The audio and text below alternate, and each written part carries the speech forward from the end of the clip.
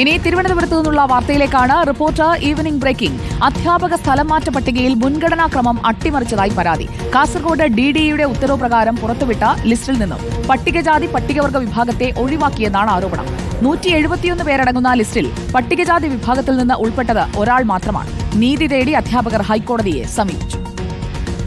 171 പേര് ഉള്ള ട്രാൻസ്ഫറാണ് ഇപ്പോൾ ഓർഡർ ആക്കിയിട്ടുള്ളത്.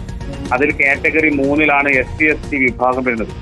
SC/STയോടൊപ്പം മറ്റ് 5ഓളം കാറ്റഗറിയിൽ ഉണ്ട്. അപ്പോൾ അവരെ മാത്രം പരിഗണിക്കുകയും SC/ST വിഭാഗത്തെ ഒരാളെ മാത്രമാണ് പരിഗണിച്ചത്. 53ഓളം SC/ST വിഭാഗത്തിൽ വരുന്ന അധ്യാപകർ അപേക്ഷ നൽകിയിട്ടും അപേക്ഷ നൽകിയ സ്കൂളിൽ ഒഴിവുണ്ടായിട്ട് പോലും അവരെ പരിഗണിക്കാത്ത രീതിയിലാണ് ഇന്ന് ട്രാൻസ്ഫർ ഇറങ്ങിയിട്ടുള്ളത്.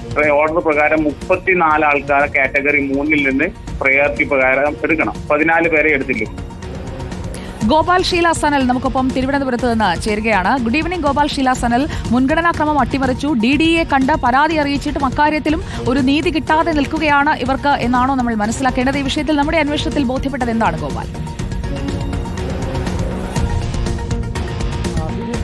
പോലെ തന്നെ ഇതിൽ കൃത്യമായ നീതി നിഷേധം നടന്നിട്ടുണ്ട് എന്ന കാര്യത്തിൽ യാതൊരു സംശയവുമില്ല. കാരണം കാസർഗോഡ് DDE പുറത്തിറക്കിയ സ്ഥലംമാറ്റ ഉത്തരവുമായി ബന്ധപ്പെട്ട ആ ഒരു ഉത്തരവിലാണ് ഈ പരാതികൾ ഉയർന്നിരിക്കുന്നത്. 171 പേരടങ്ങുന്ന ഈ പട്ടികയിൽ നിന്നും കാറ്റഗറി 3-ൽ നിന്നും 20% സംവരണമാണ് നൽകേണ്ടത്. ആ കാറ്റഗറി 3-ൽ നിന്ന് 20 കൊടുക്കേണ്ടടുത്ത് ആകെ നൽകിയത് 7%. അതായത് 171 പേരിൽ 34 പേർക്ക് ഇത്തരത്തിൽ മുൻഗണനാ ക്രമപ്രകാരം സ്ഥലംമാറ്റം നൽകേണ്ടത് എടുത്ത് 14 പേരെ മാത്രമേ ഇത്തവണ പരിഗണിച്ചിട്ടുള്ളൂ.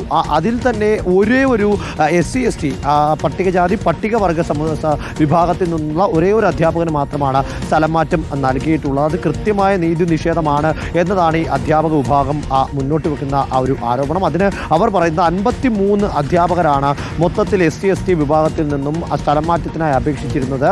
ഇതിൽ ഏകദേശം 20ഓളം പേർക്ക് യോഗ്യതാ പ്രകാരം സ്ഥലംമാറ്റം നൽകേണ്ടതായിരുന്നു. എന്നാൽ ആ 20 പേർക്ക് നൽകിയില്ല എന്ന് മാത്രമല്ല, കേവലം ഒരാൾക്ക് മാത്രമാണ് നൽകിയിട്ടുള്ളത്. കൃത്യമായ ഒഴിവുകൾ പല സ്കൂളുകളിലും ഉണ്ട് എന്നിരിക്കെയാണ് ഇത്തരത്തിലൊരു അവഗണന ഉണ്ടായിരിക്കുന്നത്. അതുകൊണ്ട് തന്നെ അതിന് കൃത്യമായി പരിഗണിക്കേണ്ടതായിട്ടുണ്ട് എന്ന് കാട്ടി ഇവർ DDEയെ സമീപിച്ചു. രേഖാമൂലവും അല്ലാതെയും പരാതി പറഞ്ഞു. അപ്പോൾ അവസാന പട്ടികയിൽ ഇത് പരിഹരിക്കുമെന്ന് പറഞ്ഞെങ്കിലും ആ പട്ടികയിലും ഒരു പ്രശ്നപരിഹാരവും ഉണ്ടായില്ല. ഇപ്പോൾ നിയമപരമായി നേരിടാൻ ഇവർ ഹൈക്കോടതിയെ സമീപിച്ചിരിക്കുകയാണ്.